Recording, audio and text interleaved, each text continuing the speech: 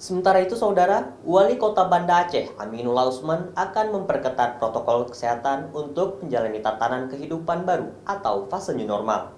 Selain itu, pemerintah juga telah melakukan pemeriksaan swab massal secara gratis kepada warga Banda Aceh untuk memastikan penyebaran serta pencegahan COVID-19. Untuk mendukung fase new normal, pemerintah Kota Banda Aceh meminta dukungan masyarakat untuk mematuhi protokol kesehatan pencegahan COVID-19, terutama di tempat-tempat publik. Setiap orang yang keluar dan beraktivitas di luar tetap menggunakan masker, mencuci tangan sesering mungkin, dan menjaga jarak antar sesama, sebagai upaya memutus mata rantai penyebaran COVID-19. Salah satu syarat menjalani fase new normal adalah dengan melakukan pemeriksaan swab real-time PCR terhadap 1.300 warga atau 0,5% dari jumlah penduduk Banda Aceh yang berjumlah 260.000 orang.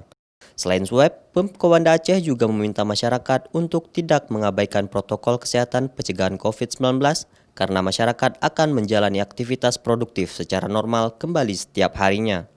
Kita menguatkan dalam pelaksanaan protokol kesehatan, ya. Yang penting juga dukungan masyarakat. Jadi tidak hanya dari media, tolong sosialisasikan pentingnya dukungan daripada masyarakat. Karena apapun bentuknya kami lakukan, tanpa dukungan dari masyarakat, ini juga susah.